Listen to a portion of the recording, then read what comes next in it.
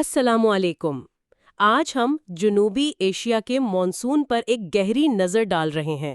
یہ ایک ایسا موسمی نظام ہے جو خطے کے لیے زندگی بھی لاتا ہے اور کبھی کبھی، جیسا کہ ہمارے ذرائع بتاتے ہیں، شدید خطرات کا بھی باعث بنتا ہے۔ جی بالکل۔ ہمارے پاس مانسون جنوبی ایشیا کی زندگی، سائنس اور خطرات سے کچھ اہم نکات ہیں، اور ہمارا مقصد ہے کہ ان کی مدد سے مانسون کی پیچیدگیوں کو اور اس کے مستقبل کو سمجھیں۔ بالکل، اور یہ صرف آپ دیکھیں بارش کا معاملہ نہیں ہے، یہ تو پورے خطے کی معیشت، ثقافت اور لوگوں کے رہنے سہنے کے انداز پر اثر ڈالتا ہے۔ صحیح۔ تو ہم ان ذرائع کی روشنی میں اس کی سائنس، اس کے اثرات اور خاص طور پر یہ جو موسمیاتی تبدیلی کا دور چل رہا ہے اس میں اس کی بدلتی صورتحال کو سمجھنے کی کوشش کریں گے۔ یہ بات تو واقعی بڑی دلچسپ ہے کہ مانسون جو لفظ ہے وہ عربی سے آیا ہے، موسم سے، مطلب سیزن۔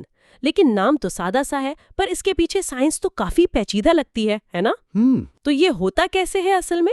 جی، تو بنیادی بات یہ دیکھیں، گرمیوں میں زمین سمندر کے مقابلے میں زیادہ تیزی سے گرم ہو جاتی ہے۔ اچھا۔ اب زمین گرم ہوتی ہے تو وہاں کی ہوا ہلکی ہو کر اوپر اٹھتی ہے، تو نیچے کم دباؤ کا ایک علاقہ بن جاتا ہے۔ اوکے۔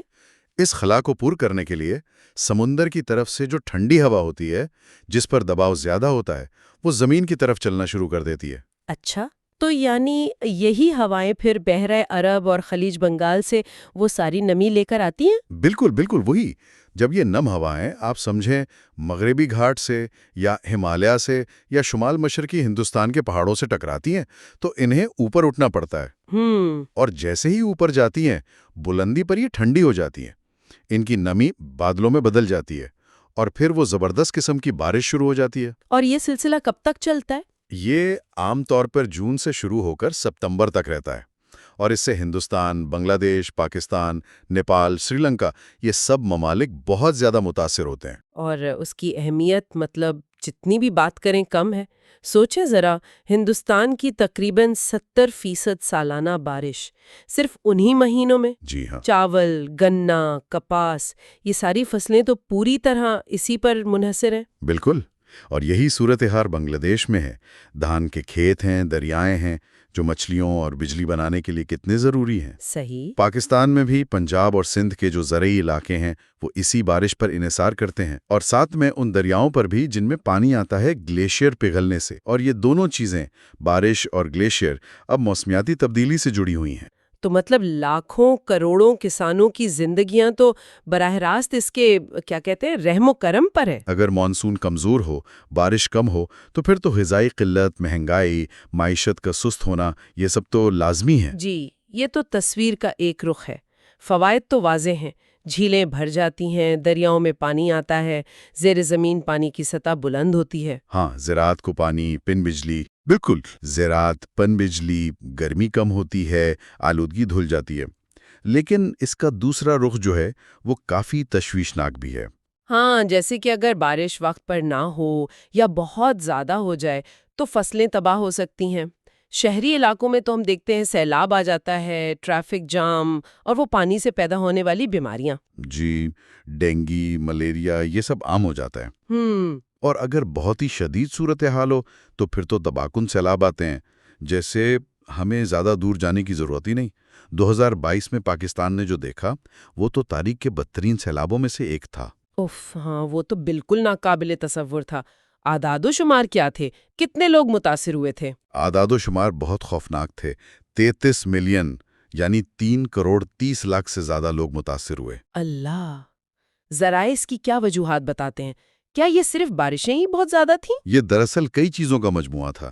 بلا شبہ بارشیں ریکارڈ توڑ تھیں، خاص طور پر سندھ اور بلوچستان میں تو بہت ہی زیادہ ہوئیں۔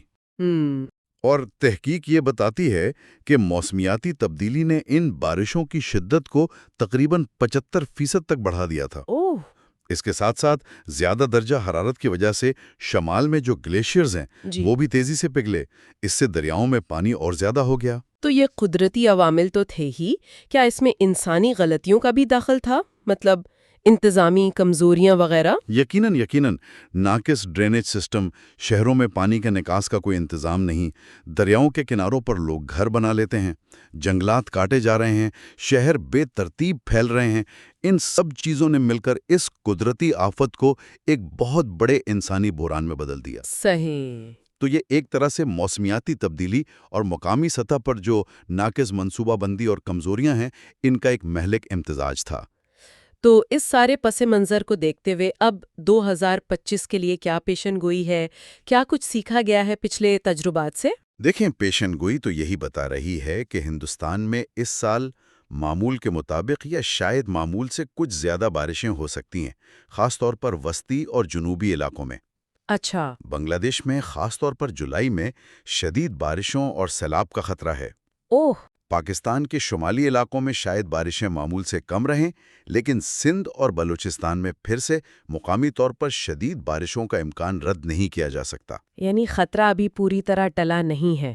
اور یہ ایل نینو وغیرہ کے اثرات بھی تو ہوتے ہیں، وہ بھی تو صورتحال کو غیر یقینی بنا سکتے ہیں۔ بالکل، یہ ایل نینو اور لا نینا کے چکر بھی چلتے رہتے ہیں جو مانسون کے پیٹرن کو متاثر کرتے ہیں، تو مقامی سیلابوں کا خطرہ تو آپ سمجھے ہمیشہ موجود رہتا ہے۔ اس لیے پیشگی تیاری اور بہتر منصوبہ بندی بہت اہم ہے۔ ہمیں موسمیاتی تبدیلیوں کے ساتھ سمجھداری سے رہنا سیکھنا ہوگا۔ تو خلاصہ یہ نکلتا ہے کہ مانسون جنوبی ایشیا کے لیے ایک نعمت ہے، ایک زندگی دینے والی قوت ہے، لیکن موسمیاتی تبدیلی اور ہمارا اپنا ناقص انتظام اسے ایک بڑی آفت میں بدل سکتا ہے۔